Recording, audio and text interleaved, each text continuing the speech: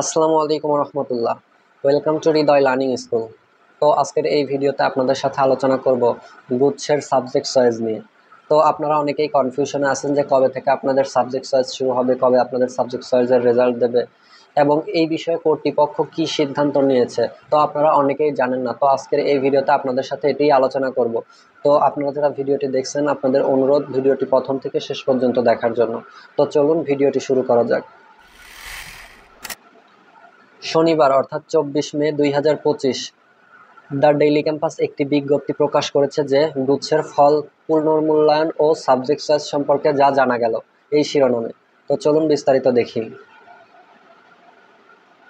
এখানে তারা উল্লেখ করেছে জিএসটি গুচ্ছভুক্ত 19টি বিশ্ববিদ্যালয়ের 2024-25 শিক্ষাবর্ষের এ, বি ও সি ইউনিট এর পরীক্ষা ফলাফল প্রকাশিত হয়েছে। জানা যায় 3 ইউনিটের ফলাফল পুনর্মূল্যায়নের জন্য আবেদন করে 351 জন শিক্ষার্থী। ইতোমধ্যে প্রত্যেকটি ওএমআর পুনর্মূল্যায়নের কাজ সম্পাদন হয়েছে।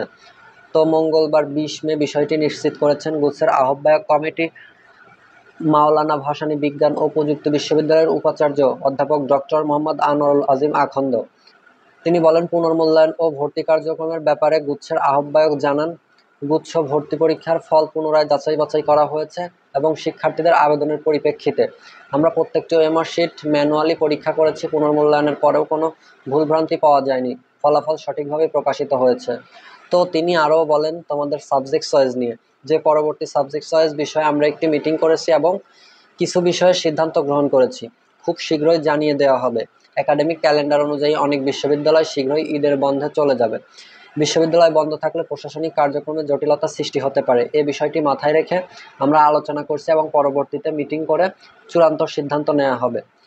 তো তোমরা দেখতে পারলে যে তোমাদের ফলাফল প্রকাশিত হয়ে গেছে এবং তোমাদের সাবজেক্ট চয়েস নিয়ে বিশ্ববিদ্যালয় কমিটিগুলো তাদের বন্ধের আগে অর্থাৎ সরকারি ছুটির আগে তারা এই বিষয়ে সিদ্ধান্ত নেবে এবং আশা করি দ্রুতই তোমাদের সাবজেক্ট চয়েস শুরু হবে। যদি তোমাদের সাবজেক্ট চয়েস ঈদের আগে শুরু হয় তাহলে আশা রাখতে পারো যে ঈদের পরবর্তীতে তোমাদের ভর্তি কার্যক্রম শুরু হবে। যেহেতু ঈদের আগে সব ইউনিভার্সিটি বন্ধ ঘোষণা দিয়ে দেবে এবং একটা নির্দিষ্ট টাইম পর্যন্ত ছুটি থাকবে, তো সেই ক্ষেত্রে তোমাদের ভর্তি কার্যক্রম অফ থাকবে। তো আমি আশা করি তোমাদের সম্ভবত ঈদের পরেই সাবজেক্ট চয়েস শুরু হবে। আর যদি আগে সাবজেক্ট চয়েসটি শুরু হয় তাহলেও তোমাদের ভর্তি কার্যক্রম ঈদের পরে অনুষ্ঠিত হবে, কেননা এখানে বন্ধের কারণে তোমাদের ভর্তি কার্যক্রম অফ থাকবে।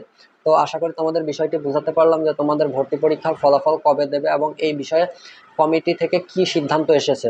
তো দেখা হবে নতুন কোনো ভিডিওতে। ততক্ষণ পর্যন্ত সবাই ভালো থাকো, সুস্থ থাকো এবং তোমরা যারা আমার এই চ্যানেলে নতুন, অ্যাডমিশন রিলেটেড আপডেট ভিডিওগুলো সবার আগে পেতে এই চ্যানেলটা এখন সাবস্ক্রাইব করে রাখো। ধন্যবাদ সবাইকে।